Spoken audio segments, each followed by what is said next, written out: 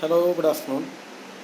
നമ്മൾ ഇൻകം ടാക്സിൽ അവസാനം നമ്മളുടെ ഡിഡക്ഷൻസും റിബേറ്റും റിലീഫും സെറ്റ് ഓഫും ക്യാരി ഫോർവേഡും റിലേറ്റഡ് ആയിട്ടുള്ള കാര്യങ്ങളൊക്കെ നമ്മൾ ഡിസ്കസ് ചെയ്ത് കഴിഞ്ഞു. ഇനി നമുക്ക് computation of the total income ആണ് പഠിക്കാനുള്ളത്. Computation of total income of individuals.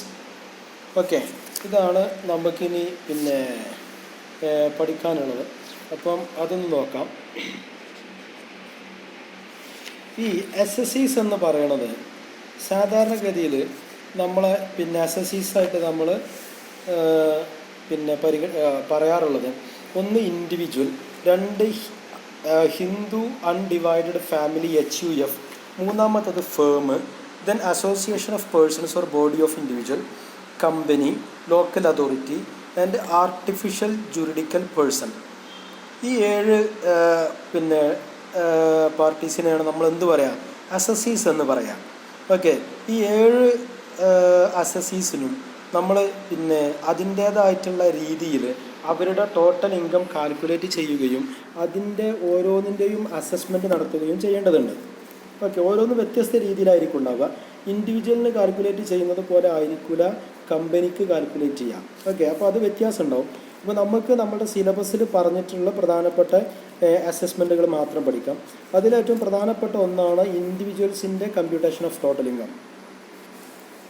Okay, അത് ഇൻഡിവിജ്വൽസിൻ്റെ ഇൻഡിവിജ്വൽ എന്ന് പറഞ്ഞു കഴിഞ്ഞാൽ it means a women or man or minor child or any human being. അതാണ് ഇൻഡിവിജ്വൽ എന്നുള്ളത് കൊണ്ട് നമ്മൾ ഉദ്ദേശിച്ചത്. An individual has to pay income tax on his total income at a graded scale of tax rates ruling during the concerned assessment year. നിങ്ങൾക്ക് അറിയണതാണ്, ഒരു individual അദ്ദേഹത്തിനുണ്ടാകുന്ന total ഇൻകത്തിന് എന്ത് കൊടുക്കേണ്ടതുണ്ട്, tax കൊടുക്കേണ്ടതുണ്ട്. ആ സമയത്ത് ഏത് ഇൻകം ടാക്സ് റേറ്റ് ആണുള്ളത് ആ റേറ്റ് പ്രകാരം ടാക്സ് കൊടുക്കേണ്ടതുണ്ട്. ഓക്കെ, ഇനി അതിൽ ശ്രദ്ധിക്കേണ്ട ഒരു കാര്യം എന്താ വെച്ച് കഴിഞ്ഞാൽ, നമ്മളുടെ പേഴ്സണൽ ഒരു ഇൻഡിവിജ്വലിൻ്റെ അദ്ദേഹത്തിൻ്റെ സെപ്പറേറ്റ് പേഴ്സണൽ ഇൻകം കൂടാതെ in addition to his own income under different heads an individual may also get a share of income from his membership in the following institutions, like member of HUF, member of AOP or BOI, member of a company. അങ്ങനെ ഒരു individual കമ്പനിയുടെയോ share holder ആവുകയോ അല്ലെങ്കിൽ HUF member ആവുകയോ AOP BOIയുടെ member ആവുകയോ ഒക്കെ ചെയ്താൽ അദ്ദേഹത്തിന് ആ group ആ HUF SSEയുടെ എന്ന് വെച്ചാൽ HUFൻ്റെ AOPയുടെ BOIയുടെ കമ്പനിയുടെ ഒക്കെ ആ എൻറ്റിറ്റിയുടെ പ്രോഫിറ്റിൻ്റെ ഒരു പോർഷൻ ഇവർക്ക് കിട്ടും. ഇൻഡിവിജ്വൽസിന് ഷെയർ ഹോൾഡർ എന്നുള്ള നിലയ്ക്ക് ഡിവിഡൻ്റൊക്കെ ആയിട്ട് കിട്ടും. അപ്പോൾ അതും അവരുടെ ടോട്ടൽ ഇൻകത്തിൽ ചിലപ്പോൾ നമ്മൾ ഇൻക്ലൂഡ് ചെയ്യേണ്ടി വരും, ചിലപ്പോൾ ഇൻക്ലൂഡ് ചെയ്യാൻ പാടില്ല. അങ്ങനെ ഒരു ഡിഫറെൻറ്റ് കേസുകളുണ്ടാവും. അതും കൂടെ ഇതിൻ്റെ അകത്ത് പരിഗണിക്കേണ്ടതുണ്ട്. നമ്മൾ ഇൻക്ലൂഡ് ചെയ്താലും ഇൻക്ലൂഡ് ചെയ്തിട്ടില്ലെങ്കിലും അതും കൂടെ നമ്മൾ എന്താക്കേണ്ടതുണ്ട്, ഇതിൻ്റെ കൂടെ പരിഗണിക്കേണ്ടതുണ്ട് എന്നർത്ഥം. ഓക്കെ, ഇനി നോക്കുക. നമ്മൾ ആദ്യം അതിൻ്റെ ഈ കൊല്ലത്തെ ഈ വർഷം നമ്മൾ ഇൻകം ടാക്സ് കാൽക്കുലേറ്റ് ചെയ്യുമ്പോൾ നമ്മൾ അതിൻ്റെ ടോട്ടൽ ഇൻകം കാൽക്കുലേറ്റ് ചെയ്യുന്ന രീതി എന്താണെന്ന് നോക്കാം. നിങ്ങൾ ഒരു ഇൻഡിവിജ്വലിനെ സംബന്ധിച്ചുള്ള പ്രധാനപ്പെട്ട 5 ഹെഡ്സ് ഓഫ് ഇൻകം എന്ന് വെച്ച് കഴിഞ്ഞാൽ സോഴ്സ് ഓഫ് ഇൻകം ഏതാണെന്നും ആ ഓരോ ഹെഡ്സ് ഓഫ് ഇൻകത്തിലും അവരുടെ ടാക്സബിൾ ഇൻകം എങ്ങനെയാണ് കാൽക്കുലേറ്റ് ചെയ്യുക എന്നുള്ളതും നമ്മളിപ്പോൾ പഠിച്ചു കഴിഞ്ഞു. അതുമായി ബന്ധപ്പെട്ട റിലേറ്റഡ് ആയിട്ടുള്ള എല്ലാ കാര്യങ്ങളും നമ്മൾ പഠിച്ചു കഴിഞ്ഞു. അപ്പോൾ നമ്മൾ ഒരാളുടെ ടോട്ടൽ ഇൻകം കാൽക്കുലേറ്റ് ചെയ്യുമ്പോൾ നമ്മൾ ചെയ്യേണ്ടത് ആദ്യം income from salary, taxable income from salary നമ്മൾ കാൽക്കുലേറ്റ് ചെയ്തിട്ടുണ്ടാവും. അതെത്രയാണെന്ന് വെച്ചാൽ അത് എഴുതുക. പിന്നെ ഇൻകം ഫ്രം ഹൗസ് പ്രോപ്പർട്ടി, പിന്നെ profit and gains of business or profession, അതുപോലെ ക്യാപിറ്റൽ ഗെയിൻസ്. നമുക്ക് 2 ടൈപ്പ് ക്യാപിറ്റൽ ഗെയിൻ ഉണ്ടാവും, short term capital gain, long term capital gain, രണ്ടും ആഡ് ചെയ്യാം. പിന്നെ ഇൻകം ഫ്രം അതർ സോഴ്സ്, അതിൽ നമുക്ക് casual incomes, lottery, card game, horse race, betting ഇങ്ങനെയൊക്കെയുള്ള ഇതുണ്ടെങ്കിൽ ക്യാഷ്വൽ ഇൻകംസ് അതും. അതർ ഇൻകംസ് ഇതൊന്നല്ലാതെ ഇപ്പോൾ നമ്മൾ പറഞ്ഞ ക്യാഷ്വൽ ഇൻകംസ് അല്ലാതെ വേറെ ഏതെങ്കിലും ഇൻകം ഫ്രം അതർ സോഴ്സുകളിൽ പെട്ടിട്ടുള്ള ഇൻകംസ് ഉണ്ടെങ്കിൽ അതും.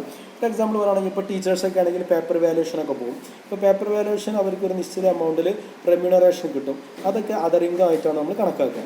അങ്ങനെയുള്ളതൊക്കെ അത് ക്യാഷ്വൽ ഇൻകം അല്ല, പക്ഷേ അത് അതർ ഇൻകത്തിൽ നമ്മൾ കണക്കാക്കും. അങ്ങനെയുള്ളതൊക്കെ ആഡ് ചെയ്യുക. അപ്പോൾ നമ്മൾ 5 ഹെഡ്സും നമ്മൾ ആഡ് ചെയ്ത് കഴിഞ്ഞാൽ നമുക്ക് എന്ത് കിട്ടും, ഗ്രോസ് ടോട്ടൽ ഇൻകം കിട്ടും.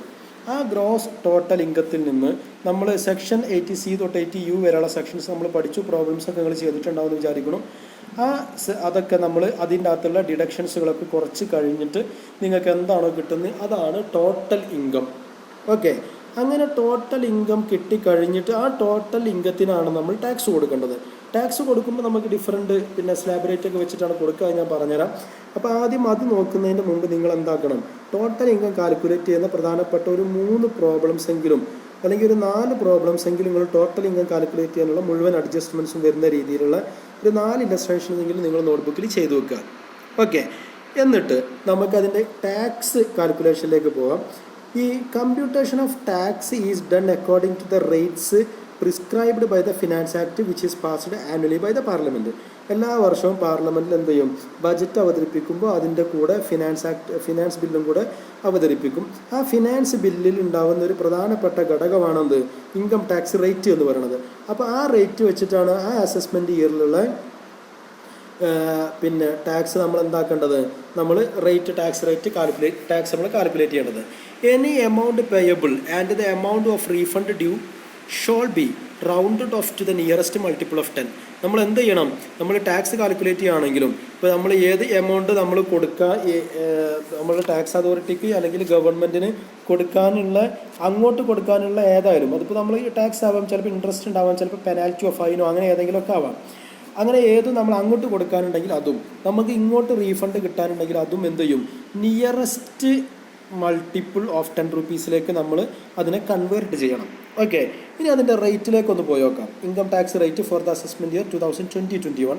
അത് 2021 ഫിനാൻസ് ആക്ട് പ്രകാരം വന്നിട്ടുള്ള ഇൻകം ടാക്സിൻ്റെ റേറ്റ് വെച്ചിട്ടാണ് നമ്മൾ ഈ അസസ്മെൻറ്റ് ഇയറിലേക്ക് ടാക്സ് കാൽക്കുലേറ്റ് ചെയ്യുന്നത് വെച്ചാൽ നമ്മൾ കഴിഞ്ഞ ഫിനാൻഷ്യൽ ഇയർ 2020 മാർച്ച് 31 അവസാനിക്കുന്ന ഫിനാൻഷ്യൽ ഇയറിൽ നമ്മൾ എത്രയാണോ ഇൻകം ഉണ്ടാക്കിയിട്ടുള്ളത് ആ ടോട്ടൽ ഇൻകത്തിന് ടാക്സ് കൊടുക്കേണ്ടത് ഈ റേറ്റ് വെച്ചിട്ടാണ്.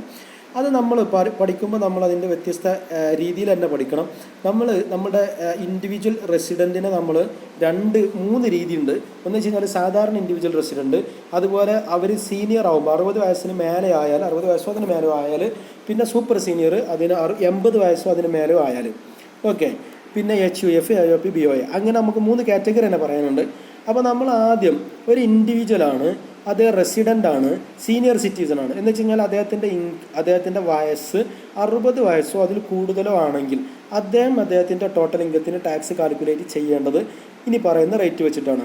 ആദ്യത്തെ 3 ലക്ഷം രൂപക്ക്, ഇപ്പോൾ ഒരാളുടെ ഇൻകം 3 ലക്ഷമാണെങ്കിൽ ആ 3 ലക്ഷം രൂപക്ക് അദ്ദേഹം ടാക്സ് കൊടുക്കേണ്ടതില്ല. ഇനി അദ്ദേഹത്തിന് 3 ലക്ഷത്തിൽ കൂടുതലുണ്ടെങ്കിൽ 3 ലക്ഷം തൊട്ട് 5 ലക്ഷം വരെ ആണെങ്കിൽ എന്ന് വെച്ച് കഴിഞ്ഞാൽ നെക്സ്റ്റ് 2 ലാക്സിന് അദ്ദേഹം 5% റേറ്റിലാണ് ടാക്സ് കൊടുക്കേണ്ടത്.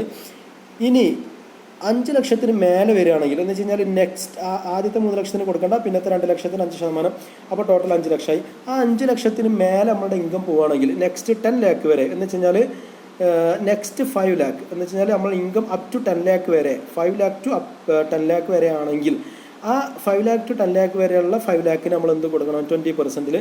പിന്നെ 10 ലാക്ക് എബോ ഉള്ള ഇൻകത്തിന് 30% റേറ്റിലാണ് കൊടുക്കേണ്ടത്. ഇനി അതന്നെ റെസിഡൻ്റാണ്, ഏജ് 80 ഇയേഴ്സോ അല്ലെങ്കിൽ 80 ഇയേഴ്സിന് മേലെയോ ആണെങ്കിൽ സൂപ്പർ സീനിയർ എന്നാണ് പറയുക. സൂപ്പർ സീനിയർ ആദ്യത്തെ 5 ലാക്സിന് കൊടുക്കണ്ട, പിന്നെ 5 ലാക്സ് തൊട്ട് 10 ലാക്ക് വരെയുള്ള 5 ലാക്കിന് എന്ത് കൊടുക്കണം, 20%. പിന്നെ മോർ ദാൻ 10 ലാക്കാണ് ഒരാളുടെ ഇൻകമെങ്കിൽ എത്രയാണുള്ളത് അതിന് 30% റേറ്റിൽ കൊടുക്കണം. ഇനി സാധാരണ ഇൻഡിവിജ്വൽ ആണെങ്കിൽ എന്ന് വെച്ച് കഴിഞ്ഞാൽ സീനിയറോ സൂപ്പർ സീനിയറോ അല്ലാത്തൊരു ഇൻഡിവിജ്വൽ, അതുപോലെ തന്നെ HUF, IOP, BOI എല്ലാവർക്കും ഒരുപോലെയാണ് ടാക്സ് കാൽക്കുലേറ്റ് ചെയ്യുക. ആദ്യത്തെ 2,50,000 നില്ല്, പിന്നെ നെക്സ്റ്റ് 2,50,000 എന്ന് വെച്ച് കഴിഞ്ഞാൽ 2,50,000 ടു 5 ലാക്ക് വരെയുള്ള ഇൻകത്തിന് 5%, പിന്നെ 5 ലാക്ക് തൊട്ട് 10 ലാക്ക് വരെയുള്ള ഇൻകത്തിന് 20%, 10 ലാക്ക് എബോ ആണെങ്കിൽ 30%. ഓക്കെ, ഇങ്ങനെയാണ് നമ്മൾ ഇൻകം ടാക്സ് കാൽക്കുലേറ്റ് ചെയ്യുക. എന്നിട്ട് അത് കാൽക്കുലേറ്റ് ചെയ്ത് കഴിഞ്ഞിട്ട് നമ്മൾ റിബേറ്റ് ഉണ്ടാവും, നമുക്ക് ആ ടാക്സിൽ നിന്ന് നമുക്ക് ഇത് റിബേറ്റ് കിട്ടും. റിബേറ്റ് പിന്നെ റിലീഫ് ആൻഡ് റിബേറ്റ് നമ്മൾ പഠിച്ചതാണ്. നമ്മുടെ ഇൻകം 5 ലക്ഷത്തിന് കൂടുതലില്ലെങ്കിൽ, 5 ലക്ഷത്തിന് താഴെയാണെങ്കിൽ you will get a rebate, 5 ലക്ഷമോ താഴെയോ ആണെങ്കിൽ you will get a rebate of rupees maximum of rupees 12,500 or the amount of tax you need to pay whichever is less. അത്ര നമുക്ക് എന്തായിട്ട് കിട്ടും, റിബേറ്റ് ആയിട്ട് കിട്ടും. എന്ന് വെച്ച് കഴിഞ്ഞാൽ 5 ലക്ഷം ആണ് ഒരാളുടെ ഇൻകം എങ്കിൽ അദ്ദേഹം കൊടുക്കേണ്ടി വരുന്ന ടാക്സ് എന്ന് പറയുന്നത് മാക്സിമം 12,500 ആയിരിക്കും. അങ്ങനെയാണെങ്കിൽ മുഴുവനായിട്ട് അദ്ദേഹത്തിന് എന്ത് കിട്ടും? റിബേറ്റ് ആയിട്ട് കിട്ടും. ഇനി 5 ലക്ഷത്തിന് താഴെയാണെങ്കിൽ അദ്ദേഹം കൊടുക്കേണ്ട ടാക്സ് 12,500 താഴെ ആയിരിക്കും. അപ്പോൾ എത്രയാണോ ടാക്സ് കൊടുക്കുക അത് മുഴുവനായിട്ട് അദ്ദേഹത്തിന് റിബേറ്റ് ആയിട്ട് കിട്ടും. ഓക്കെ. ഇനി നമ്മൾ ടാക്സ് നമ്മൾ 5 ലക്ഷത്തിന് മേലെയാണെങ്കിൽ നമ്മൾ എന്ത് ചെയ്യണം? അതിന് ടാക്സ് കാൽക്കുലേറ്റ് ചെയ്യണം. അപ്പോൾ പിന്നെ ഈ റിബേറ്റ് കിട്ടൂല. 5 ലക്ഷത്തിന് മേലെയാണ് എങ്കിൽ 12,500 റിബേറ്റ് കിട്ടൂല. അദ്ദേഹം 2 ലക്ഷം 2.5 ലക്ഷം മുതൽ 5 ലക്ഷം വരെ ഉള്ളതിനോ ഒക്കെ അദ്ദേഹത്തിന് ടാക്സ് കാൽക്കുലേറ്റ് ചെയ്ത് വെച്ചിട്ടുണ്ടെങ്കിൽ അതിനും അദ്ദേഹം എന്ത് കൊടുക്കണം? അദ്ദേഹം ആ ടാക്സ് അദ്ദേഹം കൊടുക്കേണ്ടതുണ്ട്. എന്ന് വെച്ച് കഴിഞ്ഞാൽ 5 ലക്ഷത്തിന് മേലെയാണെങ്കിൽ നമുക്ക് റിബേറ്റ് അർഹതയില്ല. 5 ലക്ഷത്തിന് താഴെയാണെങ്കിൽ മാത്രമേ റിബേറ്റ് കിട്ടുള്ളൂ എന്നർത്ഥം. ഓക്കെ. ഇനി നമ്മൾ ടാക്സ് കാൽക്കുലേറ്റ് ചെയ്ത് കഴിഞ്ഞാൽ അതിന് നമ്മൾ സർചാർജ് കൊടുക്കാനുണ്ടാവും. നമ്മളുടെ ഇൻകം 50 ലക്ഷത്തിന് മേലെയോ 1 കോടിക്ക് താഴെയോ ആണെങ്കിൽ നമ്മൾ 10% ഓഫ് ടാക്സ് ലയബിലിറ്റിൻ്റെ 10% നമ്മൾ എന്താക്കണം? സർചാർജ് കൊടുക്കണം. ഇൻകം 1 കോടിയോ 1 കോടിക്ക് മേലെയോ 2 കോടിക്ക് താഴെയോ ആണെങ്കിൽ 15%, 2 കോടിക്ക് മേലെയും 5 കോടിക്ക് താഴെയോ ആണെങ്കിൽ 25%, 5 കോടിക്ക് മേലെയാണെങ്കിൽ 37% നമ്മൾ എന്തായിട്ട് കൊടുക്കണം? സർചാർജ് ആയിട്ട് കൊടുക്കണം. അത് ഇൻകത്തിൻ്റെ റേറ്റിലല്ല കൊടുക്കേണ്ടത്. പകരം ടാക്സ് ലയബിലിറ്റിൻ്റെ 10%, 15%, 25%, 37% എന്നുള്ളതാണ് നമ്മൾ കാൽക്കുലേറ്റ് ചെയ്യേണ്ടത്. ഓക്കെ. അത് കഴിഞ്ഞിട്ട് പിന്നെ നമ്മൾ അതിൻ്റെ കൂടെ എന്ത് ചേർക്കണം? Health and education cess 4%. എന്ന് വെച്ച് കഴിഞ്ഞാൽ ടോട്ടൽ അതുവരെ കിട്ടിയതിൻ്റെ ടോട്ടൽ നമ്മൾ എന്താക്കണം? അതുവരെ കിട്ടിയ ടാക്സ് ലയബിലിറ്റി സർചാർജും കൂട്ടിയതിൻ്റെ ടോട്ടൽ നമ്മൾ എന്താക്കണം? 4% ഹെൽത്ത് ആൻഡ് എഡ്യൂക്കേഷൻ സെസ്സും കൊടുക്കണം. ഓക്കെ. ഇങ്ങനെയാണ് നമ്മളത് കാൽക്കുലേറ്റ് ചെയ്യേണ്ടത്. ഇനി നമ്മൾ ചില ഇൻകത്തിന് നമ്മൾ ഈ ടോട്ടൽ ഇൻകത്തിൽ ആഡ് ചെയ്യാതെ സെപ്പറേറ്റ് ആണ് നമ്മൾ ഫ്ലാറ്റ് റേറ്റിലാണ് ടാക്സ് കൊടുക്കേണ്ടത്. ഈ നമ്മളിപ്പോൾ പറഞ്ഞിട്ടുള്ള സ്ലാബ് റേറ്റിലായിരിക്കില്ല. അത് ഷോർട്ട് ടേം ക്യാപിറ്റൽ ഗെയിൻ ആണെങ്കിൽ arising from equity or unit of equity oriented fund അങ്ങനെയൊക്കെ ഉള്ളതിനാണെങ്കിൽ നമുക്ക് അതിൻ്റെ ഫ്ലാറ്റ് റേറ്റിൽ 15% നമ്മൾ ടാക്സ് കൊടുക്കണം. അത് നിങ്ങൾ ക്യാപിറ്റൽ ഗെയിൻ പഠിച്ചപ്പോൾ നിങ്ങൾ പഠിച്ചിട്ടുണ്ടാവും. ഓക്കെ. എന്ന് വെച്ച് കഴിഞ്ഞാൽ അത് നമ്മൾ ഈ സ്ലാബ് റേറ്റിൽ ഉൾപ്പെടുത്തില്ല, ടോട്ടൽ ഇൻകത്തിൽ അത് ഉൾപ്പെടുത്തില്ല. നമ്മൾ ടാക്സ് റേറ്റ് കാൽക്കുലേറ്റ് ചെയ്യുമ്പോൾ ടോട്ടൽ ഇതിൻ്റെ ടാക്സ് നമ്മൾ വേറെ തന്നെയാണ് കാൽക്കുലേറ്റ് ചെയ്യാം. ഓക്കെ. പിന്നെ ലോങ് ടൈം ക്യാപിറ്റൽ ഗെയിൻ ആണെങ്കിൽ 20% ഫ്ലാറ്റ് റേറ്റിൽ കൊടുക്കണം. പിന്നെ ക്യാഷ്വൽ ഇൻകംസ് ആണെങ്കിൽ 30% കൊടുക്കണം. പിന്നെ tax on dividend received from domestic companies അത് നമുക്കൊരു ഒരു ഷെയർ ഹോൾഡർ ഡൊമസ്റ്റിക് കമ്പനിയിൽ നിന്ന് ഡിവിഡൻഡ് റിസീവ് ചെയ്യുകയാണെങ്കിൽ 10 ലക്ഷത്തിന് മേലെയാണ് അദ്ദേഹത്തിന് കിട്ടുന്ന ഡിവിഡൻഡ് എങ്കിൽ അദ്ദേഹം 10 ലക്ഷത്തിന് മേലെ എത്രയാണോ കിട്ടിയത് അതിൻ്റെ 10% ടാക്സ് ആയിട്ട് കൊടുക്കണം. 10 ലക്ഷത്തിന് താഴെയാണെങ്കിൽ ടാക്സ് കൊടുക്കണ്ട. ഓക്കെ. പിന്നെ tax on income from transfer of carbon credit 10%. അത് ഈ കാർബൺ ക്രെഡിറ്റ് എന്ന് പറഞ്ഞു കഴിഞ്ഞാൽ നിങ്ങളെന്ത് മനസ്സിലാക്കിയാൽ മതി? ഒരു സെക്യൂരിറ്റി ആണെന്ന് മനസ്സിലാക്കിയാൽ മതി. ഓക്കെ. അപ്പോൾ കാർബൺ ക്രെഡിറ്റ് നമ്മൾ സെക്യൂരിറ്റി ട്രാൻസ്ഫർ ചെയ്യുമ്പോൾ കിട്ടുന്ന പ്രോഫിറ്റിന് ടാക്സ് കൊടുക്കുന്നത് പോലെ കാർബൺ ക്രെഡിറ്റ് നമ്മൾ ട്രാൻസ്ഫർ ചെയ്യുമ്പോൾ കിട്ടുന്ന പ്രോഫിറ്റ് നമ്മൾ 10% ടാക്സ് കൊടുക്കണം. ക്ലിയർ ആണല്ലോ? ഓക്കെ. ഇങ്ങനെയാണ് നമ്മളുടെ ടാക്സ് റേറ്റുകൾ ഉള്ളത്, ടാക്സ് കാൽക്കുലേറ്റ് ചെയ്യേണ്ടത്. ഇനി നിങ്ങൾ പിന്നെ ഇതിലുള്ള ഈ ഇൻകം ടാക്സ് റേറ്റ് കാൽക്കുലേറ്റ് ചെയ്യുന്ന പ്രോബ്ലംസ് നമുക്ക് ചെയ്യാനുണ്ട്. അപ്പോൾ നമുക്കതിന് മുമ്പ് ഓൾട്ടർനേറ്റീവ് മിനിമം ടാക്സും പിന്നെ അഡ്ജസ്റ്റ്മെൻറ്റ് ഓഫ് ടോട്ടലിങ്ങും പിന്നെ ഇങ്ങനെയുള്ള ചെറിയ 1-2 കാര്യങ്ങളും കൂടെ നമുക്ക് നാളെ ഡിസ്കസ് ചെയ്തിട്ട് നമുക്ക് ടോട്ടൽ ഇൻകത്തിൻ്റെ ടാക്സ് കാൽക്കുലേഷൻ പഠിക്കാം. Okay. That's all. Thank you.